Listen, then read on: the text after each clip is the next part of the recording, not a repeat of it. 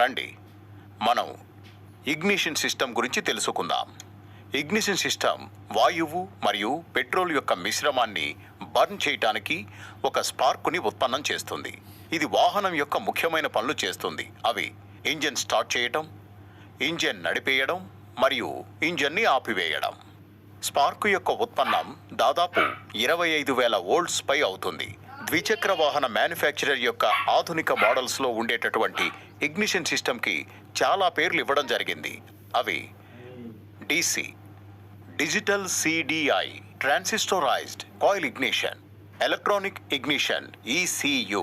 ఈ అన్ని సిస్టమ్స్లో ఇంజిన్ యొక్క వేగం మరియు లోడ్ని అనుసరించి స్పార్క్ యొక్క క్వాలిటీ మరియు టైమింగ్ని కంట్రోల్ చేయడానికి ఎలక్ట్రానిక్ మరియు డిజిటల్ ప్రణాళిక ఉపయోగపడుతుంది. ఆధునిక బైక్స్లో చాలా భాగాలు జోడించడం జరుగుతుంది. అధిక భాగాలు జోడించడానికి ముఖ్య ఉద్దేశ్యం 1. సరైన టైమింగ్పై అన్ని ఇంజిన్ స్పీడ్పై సరైన స్పార్కు సృష్టించడం. 2.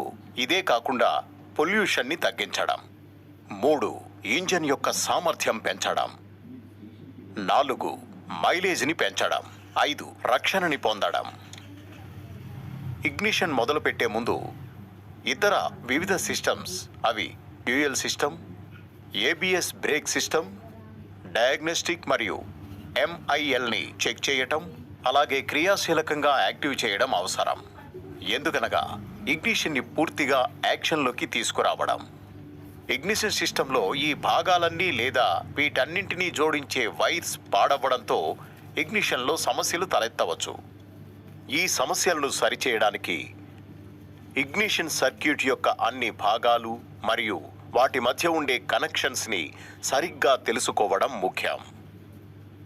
ఆధునిక ఇగ్నిషన్ యొక్క ముఖ్యమైన భాగాలు ఏమిటంటే battery, HT coil, ignition switch, kill switch, spark plug, ECU, sensors, fuses, relays, cluster display, actuators మరియు రెగ్యులేటర్స్. ఎలక్ట్రానిక్ ఇగ్నిషన్ యొక్క పనిచేయు విధానం తెలుసుకోవడానికి ఇగ్నిషన్ సర్క్యూట్ని అర్థం చేసుకోవడం చాలా ముఖ్యం. మీకు తెలిసినట్టుగానే వాహనం యొక్క ఇంజన్ని 4 దశల్లో మొదలు పెట్టవచ్చు. మొదటి దశ, బైక్ యొక్క ఇంజిన్ ఆఫ్ అవుతుంది. ఇగ్నిషన్ కీ బయటకు తీసి ఉంది. కిల్ స్విచ్ కూడా ఆఫ్ అవుతుంది. రెండవ దశ, ఇగ్నిషన్ కీ ఆన్ అవుతుంది. ఇన్స్ట్రుమెంట్ క్లస్టర్ ప్రకాశిస్తుంది మరియు న్యూట్రల్ ఇండికేటర్ ల్యాంప్ ఆన్ అయి ఉంది. మూడవ దశ, ఎప్పుడైతే MIL lamp, ABS, fuel indicator, oil pressure lamp, battery charging indicator వెలుగుతూ ఉంటాయో ఈ స్థితిలో కిల్ స్విచ్ని ఆన్ చేయటం జరుగుతుంది మరియు ఫ్యూయల్ పంప్ని 5 సెకండ్ల వరకు నడిపేయొచ్చు. నాలుగవ దశ, స్టార్టర్ స్విచ్ని మొదలు పెట్టడం. ఈ 4 దశల్లో ఎలక్ట్రిక్ సర్క్యూట్ యొక్క ప్రక్రియ వేరుగా ఉంటుంది. రండి మనం ఈ దశలన్నింటి విస్తృత సమాచారాన్ని మరియు డయాగ్నోసిస్ గురించి తెలుసుకుందాం. సీక్వెన్స్ 1, బైక్ ఇగ్నిషన్ కీ తీసి ఉండడం మరియు క్విల్ స్విచ్ ఆఫ్ చేయబడి ఉంది. ఈ సమయంలో బ్యాటరీ ఆన్లో ఉంది. దీని యొక్క పాజిటివ్ టెర్మినల్ స్టార్టర్ సోలెనాయిడ్కి కప్లర్ ద్వారా కరెంటు అందించబడుతుంది. దీని తర్వాత కరెంట్ మెయిన్ ఫ్యూజ్లోకి వస్తుంది. దీని రేటింగ్ దాదాపు 20 నుంచి 30 యాంపియర్ రేటింగ్ ఉంటుంది. గుర్తుపెట్టుకోండి, మెయిన్ ఫ్యూజ్ యొక్క యాంపియర్ రేటింగ్ అన్ని ఫ్యూజ్ల కంటే ఎక్కువగా ఉంటుంది. మెయిన్ ఫ్యూజ్ యొక్క అవుట్పుట్ 3 వేర్వేరు ప్రదేశాలకి వెళ్ళవచ్చు. 1 ఇన్స్ట్రుమెంట్ క్లస్టర్లోకి, 2 ఇగ్నిషన్ స్విచ్కి, 3 ECU ఫ్యూజ్. ఇది మామూలుగా 15 యాంపియర్ రేటింగ్ దై ఉంటుంది. ECU ఫ్యూజ్ నుండి విడుదలయ్యే కరెంట్ మెయిన్ రిలేకి చేరుతుంది.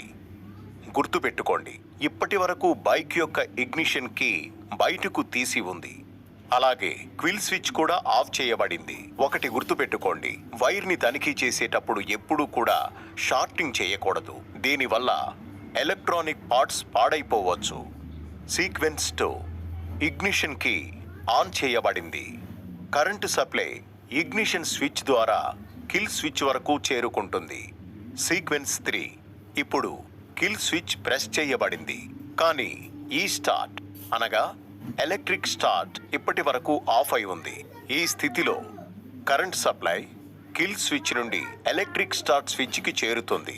దీని తర్వాత లోపలి సిస్టమ్ని తనిఖీ చేసిన తర్వాతే ఈసీయు మెయిన్ రిలే కాయిల్కి కరెంటు సప్లై చేస్తుంది.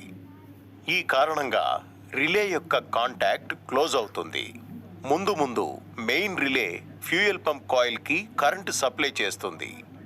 దీని తర్వాత ఇంజెక్టర్ మరియు లాంబ్డా సెన్సార్ అనగా ఆక్సిజన్ సెన్సార్కి సప్లై ఇస్తుంది. దీనితోటే ఇంజెక్టర్ రెడీ అవుతుంది. ఎప్పుడైతే ఈసీయు నుండి సిగ్నల్ వస్తుందో ఇంజెక్టర్స్ పెట్రోల్ని స్ప్రే చేస్తాయి. దీంతో పాటు లాంబ్డా సెన్సార్ కూడా ఫీడ్బ్యాక్ ఇవ్వడానికి రెడీగా ఉంటుంది. సీక్వెన్స్ 4 4వ సీక్వెన్స్లో డ్రైవర్ ఈ స్టార్ట్ స్విచ్ని స్టార్ట్ చేశాడు. దీనివల్ల స్టార్టర్కి ఎలక్ట్రిక్ సప్లై దొరుకుతుంది. మరలా అది తిరగడం మొదలవుతుంది. దీనివల్ల మ్యాగ్నెట్ తిరగడం మొదలవుతుంది. క్రాంక్ షాఫ్ట్ పొజిషన్ సెన్సార్ తిరుగుతున్న పిఐపి పల్సర్ కాయిల్ని క్రాస్ చేసినప్పుడు అప్పుడు అది ఈసీయుకి ఆల్టర్నేటింగ్ ఎలక్ట్రికల్ పల్స్ ఇస్తుంది. దీనివలన ఈసీయు క్రాంక్ షాఫ్ట్ యొక్క వేగం మరియు పిస్టన్ యొక్క కంప్రెషన్ స్ట్రోక్లో టీడీసీ పొజిషన్ నియమిస్తుంది. ఈ సమాచారం సహాయంతో ఈసీయు ఫ్యూయల్ ఇంజెక్షన్ యొక్క పరిమాణాన్ని నిర్ధారిస్తుంది. దీంతో పాటు క్రాంక్ షాఫ్ట్ యొక్క స్పీడ్ మరియు ఇంజిన్ లోడ్ లెక్క ప్రకారం ఇగ్నిషన్ అడ్వాన్స్ని కూడా నిర్ధారిస్తుంది. గుర్తుపెట్టుకోండి, crank shaft position sensor engine తిరిగినప్పుడే పనిచేస్తుంది. ఇది ఈసీయు ద్వారా లేదా ఈసీయు లేకుండానే ఇంజిన్ ఆర్పిఎం యొక్క సమాచారం క్లస్టర్ డిస్ప్లేలో ఇస్తుంది. ఇది గుర్తుపెట్టుకోండి, క్రాంక్ షాఫ్ట్ పొజిషన్ సెన్సార్కి 2 వైర్లుంటాయి. దానికి సప్లై వైర్ యొక్క అవసరం ఉండదు.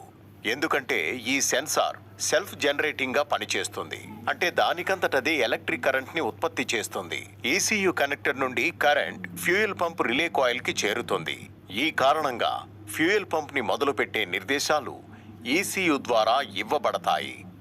దీని తర్వాత కరెంట్ ఇగ్నిషన్ కాయిల్ నుండి స్పార్క్ ప్లగ్కి చేరుతుంది. దీంతో స్పార్క్ ఉత్పన్నమవుతుంది. ఈ స్పార్క్ సరైన సమయంలో ఉంటుంది. రండి ఇప్పుడు మనం ఈసీయుకి ఫీడ్బ్యాక్ ఎలా వస్తుందో తెలుసుకుందాం. లాంబ్డా సెన్సార్ లేదా హెగో సెన్సార్ లేదా ఆక్సిజన్ సెన్సార్. వేడి చేయబడిన ఎగ్జాస్ట్ గ్యాస్ ఆక్సిజన్ అనగా హెగో సెన్సార్ ఎగ్జాస్ట్లో ఉండేటటువంటి ఆక్సిజన్ని కొలుస్తుంది. అది ఈ ఫీడ్బ్యాక్ని ఈసీయుకి ఇస్తుంది. దీనివల్ల ఎయిర్ ఫ్యూయల్ మిక్సర్ యొక్క పరిమాణాన్ని స్టోచియోమెట్రిక్గా ఉండటం కోసం అది 14.7:1గా ఉంటుంది. అంటే 14.7 భాగం వాయువు మరియు 1 భాగం petrol. Heated exhaust gas oxygen sensor వోల్టేజ్ని ఉత్పన్నం చేస్తుంది. ఇది క్యాటలిటిక్ కన్వర్టర్కి ముందు మరియు ఎగ్జాస్ట్ మ్యానిఫోల్డ్ దగ్గర అమర్చబడి ఉంటుంది. ఇది ఒక వోల్టేజ్ సిగ్నల్ని ఉత్పన్నం చేస్తుంది. దీంతో స్టోచియోమెట్రిక్ మిక్సర్ తయారీలో ఈసీయుకి సహాయం అందుతుంది. ఇది ఒక కంపారిటివ్ గ్యాస్ సెన్సార్.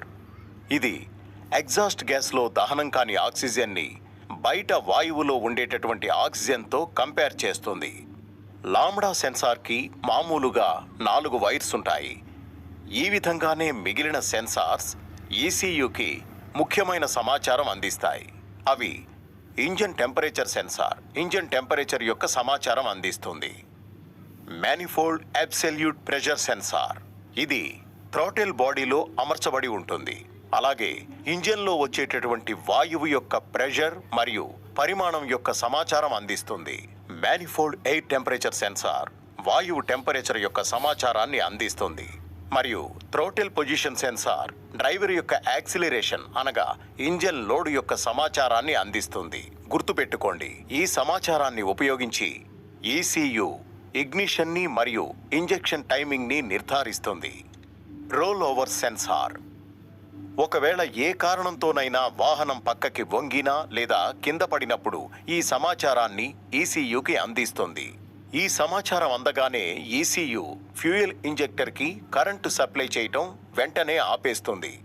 దీంతోనే స్పార్క్ ప్లగ్కు కూడా కరెంటు సప్లైని ఆపేస్తుంది. దీని వలన రోడ్ పైన జరిగేటటువంటి దుర్ఘటన ఆగిపోతుంది. Idol air control valve engine యొక్క ఐడిలింగ్ ఆర్పిఎం సెట్ చేస్తుంది. ఈ విధంగా ఇగ్నిషన్ సిస్టమ్ మరియు దాని ఎలక్ట్రిక్ సర్క్యూట్ యొక్క సమాచారం మనకు అందుతుంది. ఇది మనం 4 సీక్వెన్సెస్లో తెలుసుకున్నాం. Ignition system service: bike start అవ్వకపోవడం లేదా బైక్ స్టార్ట్ అయ్యేటప్పుడు ఇబ్బంది లేదా ఆలస్యం అవ్వడం, ఇంజిన్ మిస్ఫైర్ అవ్వడం లేదా చెక్ ఇంజిన్ ల్యాంప్ కాలిపోవడం. ఇవి ఇగ్నిషన్ సిస్టంలో ఉండేటటువంటి లోపాలు లేదా కంప్లైంట్స్. ఫీల్డ్లో చాలామంది మెకానిక్స్ ట్రయల్ అండ్ ఎర్రర్ పద్ధతిని ఉపయోగిస్తారు. ఇందులో ఇగ్నిషన్ సిస్టమ్ యొక్క ఒక భాగాన్ని కొత్త భాగంతో మార్చి చూస్తారు. ఈ పద్ధతి చాలా ఉపయోగకరమైంది. ఎలక్ట్రానిక్ ఇగ్నిషన్ సిస్టంలో చాలా భాగాలు ఒకదానితో ఒకటి కనెక్ట్ అయి ఉంటాయి. ఈ కారణంగా ట్రయల్ అండ్ ఎర్రర్ మెథడ్తో తనిఖీ చేయడానికి చాలా సమయం పడుతుంది లేదా కొన్ని పార్ట్స్కి డ్యామేజ్ కూడా జరగవచ్చు. ఎప్పుడైతే చెక్ ఇంజిన్ ల్యాంప్ క్లస్టర్లో వెలుగుతుందో దాని ద్వారా ఎలక్ట్రానిక్ ఇంజిన్ సిస్టంలో ఉండేటటువంటి లోపాన్ని కనుక్కోవడానికి డయాగ్నోస్టిక్ స్కానర్ని ఉపయోగించడం జరుగుతుంది. డయాగ్నోస్టిక్ స్కానర్ ఫాల్ట్ కోడ్ని చూపిస్తుంది. దీంతో ఇగ్నిషన్ సిస్టమ్ యొక్క ఏ భాగంలోనైనా డ్యామేజ్ యొక్క సమాచారం అందుతుంది. ఆ తర్వాత ఆ నిర్దేశించిన భాగాన్ని ఫిజికల్ డ్యామేజ్ కోసం చెక్ చేయడం జరుగుతుంది. ఒకవేళ ఫిజికల్ డ్యామేజ్ లేనట్టయితే లేదా లూజ్ కాంటాక్ట్ లేకపోతే మల్టీమీటర్తో ఎలక్ట్రికల్ చెక్ చేయబడుతుంది. ఈ చెక్ చేసే సమయంలో వోల్టేజ్, కరెంట్, రెసిస్టెన్స్ మొదలగు పారామీటర్స్ మ్యానుఫ్యాక్చరర్ నిర్దేశాలను అనుసరించి కొలవడం జరుగుతుంది. ఆ తర్వాత అవసరాన్ని బట్టి పార్ట్ని నిర్దేశించిన పద్ధతి ప్రకారం మార్చడం లేదా రీసెట్ చేయబడుతుంది. దీని తర్వాత స్కానర్ యొక్క సహాయంతో ఈసీయూ నుండి ఎర్రర్ కోడ్ని తొలగించడం జరుగుతుంది.